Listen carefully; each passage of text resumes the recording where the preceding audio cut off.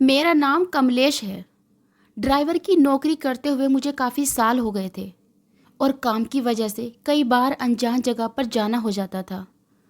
उस वक्त आज की तरह मोबाइल या जीपीएस नहीं हुआ करते थे। ये उस दिन की बात है जब मैं अपने साहब को छोड़ने उनके घर चला गया था। जब मैं उनके घर पहुंचा तो उनकी माताजी उस दिन 4 धाम यात्रा कर वापस आई हुई थी। उनके घर जाते ही मेरा सारा ध्यान तब जल्द से जल्द वापस लौटने में था, क्योंकि सफ़र काफ़ी लंबा था, यही कोई 150 या 200 किलोमीटर का। तो मैं वहीं पर थोड़ा कुछ खा पीकर साहब के घर से निकला। वहाँ से जाते वक्त माँ जी ने एक कागज़ मेरे हाथ में थमाया और कहा कि इसे गाड़ी में रखना और इसकी एक छोटी सी फ्रेम बनाकर गाड़ी में आगे लगा देना। मैंने उस कागज़ को देखा भी नहीं कि वो क्या था। मैंने उसे वैसे ही अपनी जेब में रख लिया और वहाँ से निकल पड़ा। रास्ते में जाते जाते मैंने गाड़ी की टंकी फुल की और उस शहर से निकल पड़ा। अकेला शायद मेरे लिए वो दिन ही ख़राब था। वापस जाते जाते दोपहर को रास्ते में एक जगह गाड़ी का टायर पंचर हो गया। टायर चेंज करने में मेरा करीबन 1 घंटा चला गया। टायर बदली कर आगे जाने के लिए निकला तो कुछ किलोमीटर बाद एक घाट के रास्ते में घना ट्रैफिक लगा हुआ था। आधे घंटे तक तो गाड़ी एक ही जगह पर खड़ी थी। पूछताछ की तो पता चला कि आगे कहीं रास्ते में एक एक्सीडेंट हुआ है। उस वक्त मुझे अपने आप पर भी बहुत गुस्सा आ रहा था। मेरा काफ़ी वक्त बर्बाद हो गया था और अब ऊपर से ये ट्रैफिक। शाम का वक्त हो चला था, ठंड के दिन थे तो आसपास ठंडी भी बढ़ने लगी थी। करीबन आधे घंटे बाद गाड़ियाँ धीरे धीरे आगे सरकनी शुरू हो गई। कुछ आगे जाने पर मुझे वहीं पर पहाड़ियों में रहने वाले कुछ लोग अपने परिवार के साथ जाते हुए नजर आ गए। मैंने उन्हें आवाज़ दी और पूछा कि आगे कितना ट्रैफिक है। उनमें से एक आदमी ने पीछे देखते हुए कहा, ठीक से तो पता नहीं, लेकिन काफ़ी लंबी कतार दिखाई पड़ रही है। सच कहूँ तो उस वक्त मुझे आराम की ज़रूरत थी, क्योंकि लगातार गाड़ी चलाने के कारण मैं बहुत थका हुआ था। मैंने फिर उनसे पूछा, यहाँ से निकलने का कोई दूसरा रास्ता? उस आदमी ने जवाब में कहा, नहीं, यही एक रास्ता है। मैंने उदासी भरे शब्दों में उन्हें धन्यवाद दिया और वो लोग आगे चले गए। तब उनमें से 14-15 साल का एक लड़का कुछ आगे जाकर फिर से पीछे आ गया और उसने मेरे पास आते हुए कहा, बाबा ने ठीक कहा, यहाँ कोई पक्का रास्ता तो नहीं है, पर एक कच्चा रास्ता है। हम जिस कच्चे रास्ते से चल रहे हैं ना, उस रास्ते पर गाड़ी उतार दो तो आपको नीचे से थोड़ा घूमकर जाना पड़ेगा। कुछ गांव और जंगल का क्षेत्र लगेगा, पर आप यहाँ से काफ़ी आगे निकल जाओगे। इतना कहकर वो फिर उनकी पहाड़ी बोली बोलते हुए आगे चला गया। कुछ देर सोचकर और चिढ़कर मैंने गाड़ी को सड़क के कच्चे रास्ते पर उतार दिया और उसी कच्चे रास्ते से आगे जाने लगा। कुछ किलोमीटर जाने पर मैंने एक गांव पार किया, लेकिन मुझे एहसास हुआ कि अब अंधेरा बढ़ने लगा है। वहाँ आसपास के लोगों से पूछते हुए मैं फिर आगे बढ़ा। आगे मुझे दूसरा कोई गांव नहीं दिखाई दिया और देखते ही देखते अंधेरे की काली स्याही उजाले में घूमनी शुरू हो गई। आगे बढ़ने के साथ ही आसपास की झाड़ियाँ भी घनी होती जा रही थी।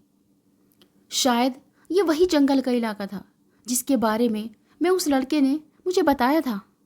मैंने आगे जाने से पहले खुद की तसल्ली के लिए एक जगह पर गाड़ी को रोक दिया और गाड़ी से बाहर निकलकर अपने चारों ओर नज़र दौड़ाई। वहाँ सब कुछ बहुत शांत था। मैं उस अंधेरी रोशनी में दूर तक जाते हुए उस रास्ते का अंदाज़ा लगाने की कोशिश कर रहा था कि तभी पीछे कहीं से मेरे कानों पर किसी के खांसने की आवाज़ पड़ी। एक बुजुर्ग सा इंसान पेड़ों में से पगंटी के रास्ते कहीं जा रहा था। मैंने उन्हें आवाज़ दी और दौड़ता हुआ उनके पास चला गया। बाबा, मुझे हाईवे के रास्ते पर निकलना है, क्या ये सही रास्ता है? उन्होंने मेरी तरफ देख और फिर दूर जाते उस रास्ते की तरफ देखा। उनके माथे पर चिंता की लकीरें उभरी और फिर कुछ सोचकर उन्होंने कहा, यहाँ से हाईवे की सड़क लगती तो है, पर इस वक्त ये रास्ता सही नहीं है। तुम वापस पीछे चले जाओ, और वैसे भी ये रास्ता गाड़ियों के लिए नहीं है, कच्चा है, तुम गाड़ी को तेज़ भी नहीं चला पाओगे। रास्ते में फंस जाओगे। उस वक्त मेरे दिमाग में सिर्फ यही चल रहा था कि पहले से ही काफ़ी वक्त बर्बाद हो गया है और अब ये आदमी मुझे 10 से 12 किलोमीटर वापस जाने के लिए कह रहा है। मैंने अपनी ज़िंदगी में काफ़ी बार देखा है कि आदमी गुस्से में, घमंड में हमेशा गलत फैसला लेता है, गलत का चुनाव करता है। मैंने भी वही किया। मैंने उस आदमी की बात नहीं सुनी और एक झूठी मुस्कुराहट के साथ धन्यवाद बोलकर जाकर गाड़ी में बैठ गया। सोचा कि अगर हाईवे आगे ही कहीं है तो खामखा पीछे जाने में क्या मतलब। मैंने सीधे गाड़ी चालू की और उसी रास्ते से जाने लगा। मैंने पीछे भी देखा तो वो बुज़ुर्ग वहीं खड़े होकर मुझे देख रहा था। अब रास्ता ख़राब होने के कारण मैं उस वक्त 30 की स्पीड से गाड़ी चला रहा था। देखते ही देखते रात हो गई। आसपास का सब कुछ काले घने अंधेरे में डूब गया। ठंड के कारण आसपास कोहरा भी बहुत ज़्यादा बढ़ गया था। मैंने हेडलाइट शुरू की और उस कोहरे से भरे अंधेरे को काटते हुए मेरी गाड़ी धीरे धीरे आगे बढ़ रही थी। अचानक से कोई चीज़ बहुत ज़ोर से मेरी गाड़ी से टकरा गई। एक बहुत ज़ोर की आवाज़ हुई और गाड़ी झटका खाकर बंद पड़ गई। गाड़ी की हेडलाइट भी अपने आप बंद हो गई। अब तो गाड़ी की मीटर की आवाज़ कानों पर पड़ रही थी। शायद इसलिए आसपास के अंधेरे का, गहरे सन्नाटे का एहसास नहीं था। लेकिन गाड़ी बंद पड़ते ही सब तरफ सन्नाटा छाने लगा, जैसे एकदम से मेरे आसपास गहरा अंधेरा फैल गया हो।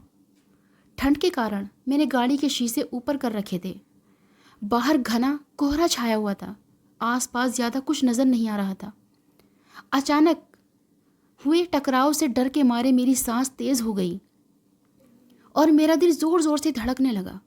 मैंने फिर से किसी तरह हेडलाइट चालू कर दी, लेकिन जहाँ तक हेडलाइट की रोशनी जा रही थी उसमें कहीं कुछ दिखाई नहीं पड़ रहा था। ऐसा लग रहा था जैसे वो हेडलाइट गहरे काले सन्नाटे में डूबे हुए अंधेरे के अंधकार को मिटाने की एक नाकाम कोशिश कर रहा हो। इतने सालों के अनुभव से मैं इतना तो जान चुका था कि कोई भारी चीज़ गाड़ी से टकराई है। बस पता नहीं कि वो कोई इंसान था या कोई जानवर। कुछ एकदम से ही सामने आकर टकरा गया था। मैं आसपास किसी हलचल या किसी आवाज़ के इंतज़ार में कुछ देर चुपचाप गाड़ी में बैठा रहा और कहीं कुछ नहीं हुआ तो फिर मैंने बाहर जाकर देखने का सोच लिया। हिम्मत कर मैंने हल्के हाथ से गाड़ी का दरवाज़ा खोला। अचानक आई बाहर की ठंडी हवा से मेरा शरीर कांप उठा। मैंने धीरे धीरे एक कदम बाहर रखा और गाड़ी के दरवाजे के पास ही खड़ा हो गया। चारों ओर शांत और बस गहरा अंधेरा था। वहाँ आसपास जो बरगद के पेड़ थे उन पर शायद उल्लू बैठे हुए थे। बीच बीच में उनकी आवाज़ सुनाई पड़ रही थी। रात के अंधेरे की काली स्याही ने आसमान को इस कदर रंग दिया था कि वो देख मैं सोच में पड़ गया कि कहीं मैं किसी भूतिया जगह तो नहीं आ गया। मैंने वहीं खड़े होकर पीछे की ओर देखा तो पीछे इतना घना अंधेरा था कि कुछ भी दिखाई नहीं दे रहा था। उस वक्त मेरे पास टॉर्च भी नहीं थी। मैं पीछे के घने अंधेरे में बस देखे जा रहा था। एकटक जैसे वहाँ की हवाएं चीख चीख कर मुझे कह रही हो, यहाँ से लौट जा। मैं गाड़ी के आगे की ओर जाने लगा। पता नहीं गाड़ी से क्या टकराया था। 2-4 कदम आगे जाकर देखा तो वहाँ एक 6-7 साल का लड़का बेजान सा पड़ा हुआ था। वो देख मैं बहुत घबरा गया था। ये लड़का कौन है और इतने अंधेरे में यहाँ क्या कर रहा था। उसे वैसे पड़ा हुआ देख मैं लगभग रोने लगा कि मैंने ये क्या कर दिया। मैं दौड़कर उसे उठाने के लिए उसके पास चला गया और उस लड़के को अपनी गोद में उठा लिया। जैसे ही मैंने उसे उठाया मुझे आसपास के अंधेरे में कहीं से कोई गुनगुनाने की आवाज़ सुनाई देने लगी। कोई गूंजती हुई आवाज़, कोई औरत कुछ गुनगुना रही थी। मैंने अपने आसपास देखा। घनी झाड़ियों के सिवा वहाँ कुछ भी नहीं था। ऊपर ऊंचे पेड़ों की तरफ देखा, लेकिन जंगल होते हुए भी वहाँ के पेड़ किसी मुर्दे की तरह एकदम शांत और स्थिर थे।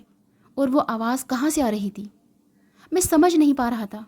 मैंने फिर से नीचे देखा और अब वो लड़का मेरे हाथों में नहीं था। वहाँ कुछ भी नहीं था। मैं हैरान होकर सिर्फ यहाँ वहाँ देखने लगा। अभी अभी एक लड़का मेरे हाथ में था और अगले पल में वो कहाँ चला गया। एक अजीब से डर की लहर मेरे पूरे शरीर में दौड़ गई उसी पल मुझे किसी छोटे बच्चे के हंसने की आवाज़ सुनाई पड़ी। मैंने देखा कि वो लड़का रास्ते के किनारे की झाड़ियों से निकलकर दौड़ता हुआ एक तरफ से दूसरी तरफ चला गया। रुको रुको, तो मैं बस उसे आवाज़ देता रहा और वो अंधेरे की धुंध में कहीं गायब हो गया। दौड़ता हुआ आसपास की घनी झाड़ियों में, पेड़ों में कहीं चला गया। मैं तो सड़क के किनारे जाकर रुक गया। मेरे पाँव आगे बढ़ ही नहीं रहे थे क्योंकि आगे सिर्फ घना अंधेरा था। मैंने सोचा कि ये सब बहुत ही अजीब है, वैसे भी मैं वहाँ जाकर देखकर क्या करूँगा। मैं यहाँ से निकल जाता हूँ।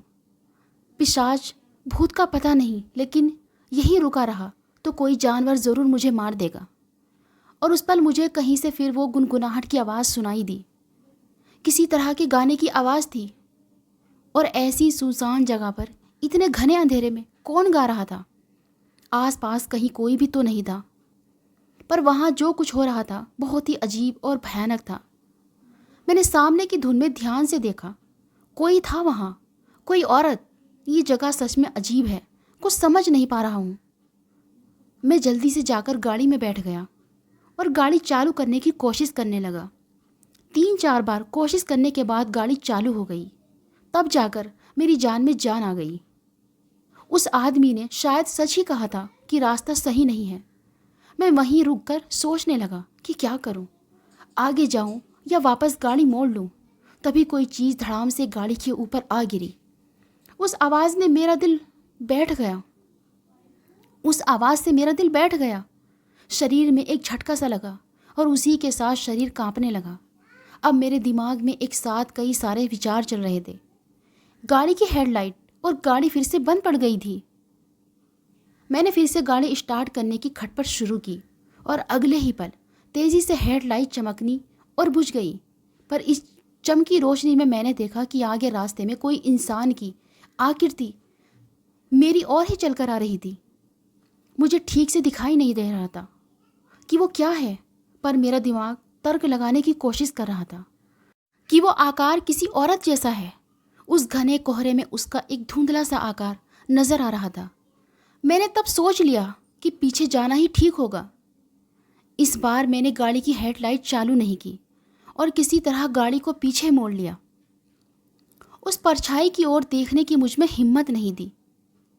रह रहकर मेरे दिमाग में बस एक ही सवाल आ रहा था कि कहीं मैंने सच में कोई गलत रास्ता तो नहीं पकड़ लिया। मैं कहीं किसी भूतिया जगह तो नहीं आ गया। वहाँ से कुछ दूर पीछे जाने के बाद मैंने हेडलाइट चालू कर दी और पहले से थोड़ा तेज जाने की कोशिश करने लगा। लेकिन वो रास्ता इतना ख़राब था कि मुझे इस बात का भी डर था कि कहीं गाड़ी कीचड़ में कहीं फंस गई तो वहाँ से निकलना और भी मुश्किल हो जाएगा और फिर मुझे पूरी रात यहीं पर गुजारनी पड़ेगी। दूर दूर तक कोई घर कोई मकान नहीं था, सब तरफ बस अंधेरा ही अंधेरा था। सिर्फ 2-4 ही मिनट हुए थे कि मुझे सामने फिर कोई औरत रास्ते पर एक तरफ से चलती हुई दिखाई दी।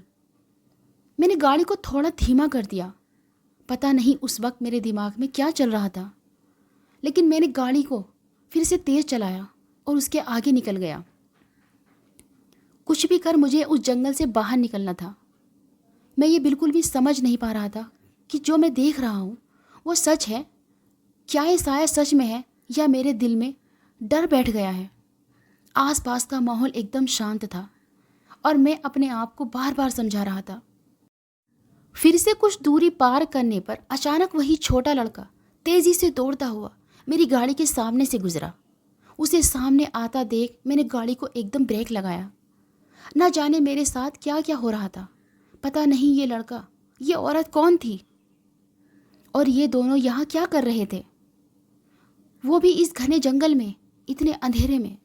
मैं गाड़ी को आगे भगाता तभी वही औरत झाड़ियों में से आकर मेरी गाड़ी के सामने खड़ी हो गई। इस बार मैंने गाड़ी की हेडलाइट बंद नहीं की। मैं देखना चाहता था कि आखिर वो क्या कर रही है। वो बस रास्ते के बीचों बीच खड़ी थी, चुपचाप। और फिर उस औरत ने सिर्फ अपनी गर्दन घुमाकर बड़े अजीब तरीके से मेरी ओर देखा। वो तब कुछ गुनगुनाने लगी थी। उसकी हल्की सी आवाज़ मेरे कानों पर पड़ रही थी। उस औरत का चेहरा काफ़ी झुर्रियों से भरा हुआ था। हेडलाइट की रोशनी में झुर्रियाँ साफ साफ दिखाई दे रही थी और बाहर की ओर निकली हुई भूरी आंखें एकदम खुली हुई चमक रही थी। उसकी चमड़ी किसी छिपकली की तरह थी, पीली और कहीं लाल। बड़ा ही अजीब दृश्य था। वो मुझे समझ में नहीं आ रहा था कि मैं क्या करूं। वो एकदम भयानक सी मुस्कान के साथ कुछ अजीब सा गुनगुनाए जा रही थी। एक अनजान डर मेरे दिल में घर कर रहा था। लग रहा था जैसे कुछ डरावना होने वाला है। फिर अचानक से गाड़ी की मोटर हेडलाइट बंद हो गई। घबराकर मैंने कुछ खटपट कर हेडलाइट चालू की और देखा तो अब सामने से वो औरत कहीं गायब हो गई थी। वो देख मैंने थोड़ी राहत की सांस ली, पर तब अचानक से मुझे बहुत गर्मी का एहसास होने लगा। आसपास भयानक ठंड होने के बावजूद भी मुझे पसीना आ रहा था।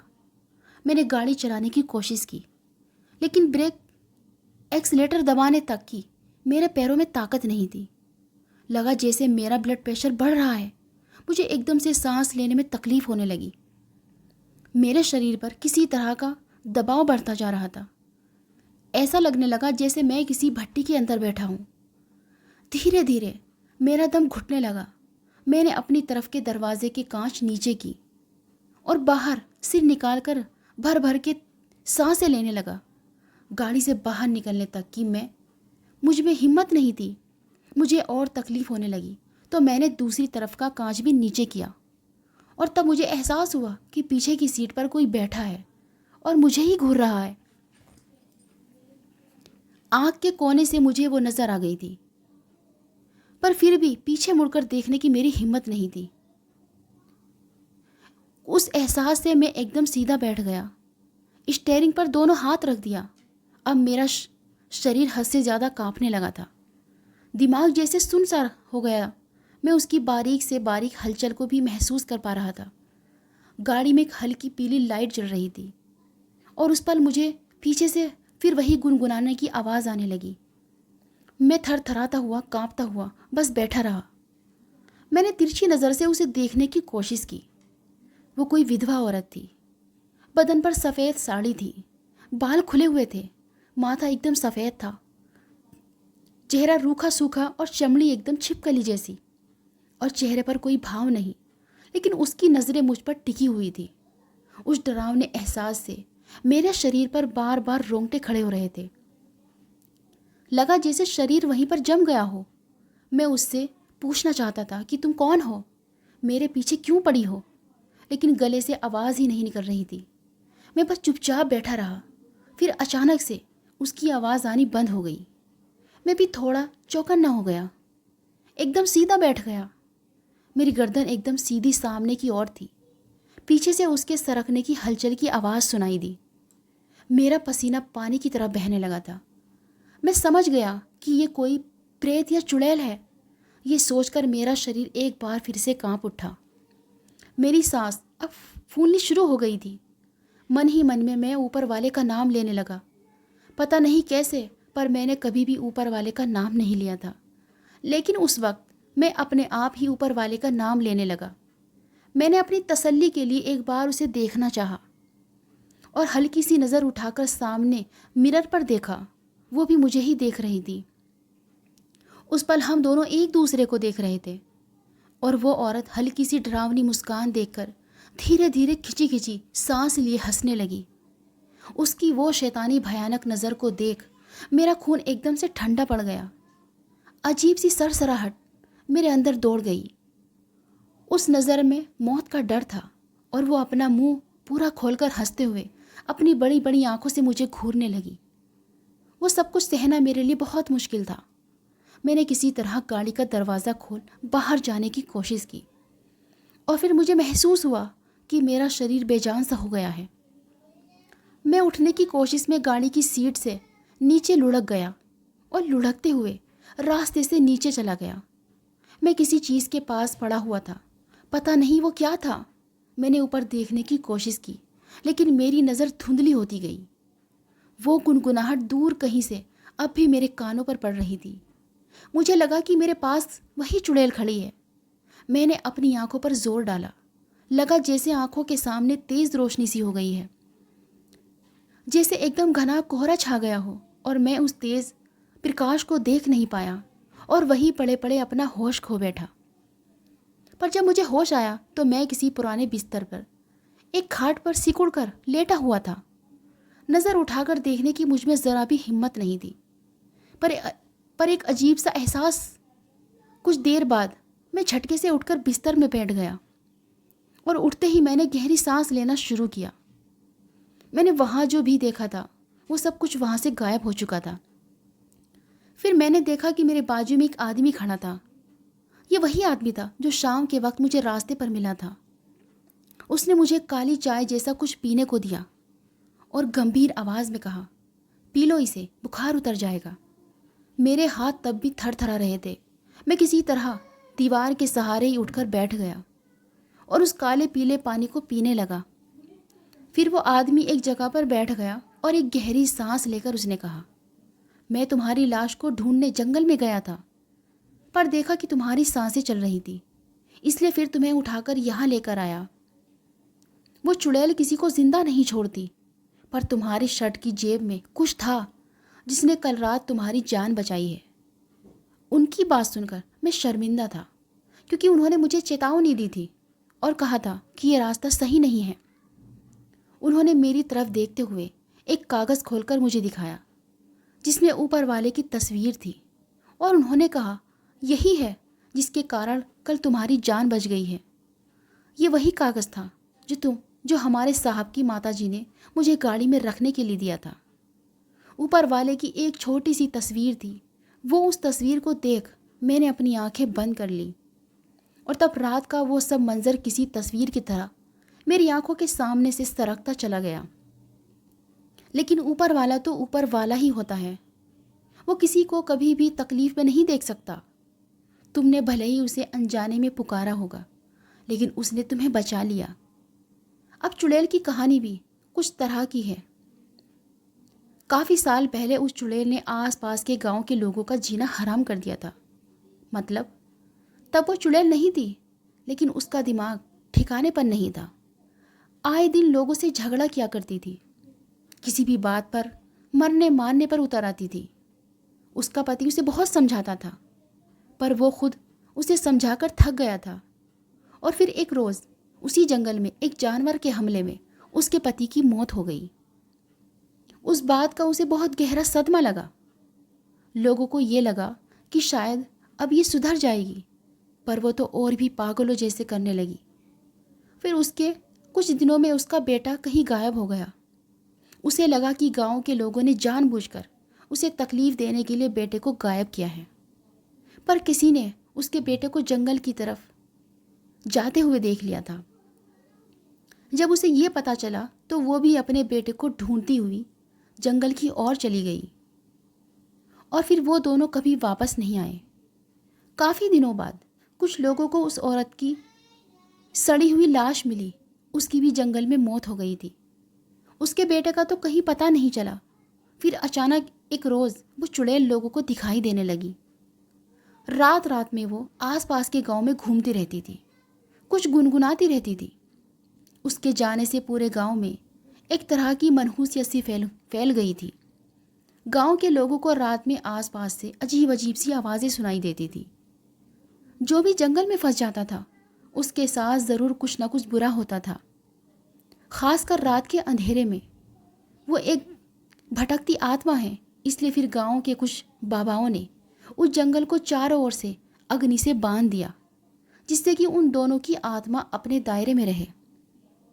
और आज भी लोगों को वो जंगल में घूमती फिरती दिखाई देती है। कहते हैं कि आज भी वो अपने बेटे को जंगल में ढूंढ रही है। पर ऊपर वाले का हाथ मेरे सिर पर था, इसलिए मुझे कुछ हुआ नहीं। दोस्तों, उस आदमी की कही बात सच थी। कभी कभी हम लोग बहुत ही बुरे हालात में फंस जाते हैं और हमारा दिमाग काम करना बंद कर देता है। हम ऊपर वाले में भी विश्वास नहीं करते, पर उस दिन के बाद से मेरा ऊपर वाले में विश्वास और ज़्यादा बढ़ गया था। अगर उस वक्त मैंने जाने अनजाने में ऊपर वाले का नाम ना लिया होता तो न जाने मेरे साथ क्या हुआ होता।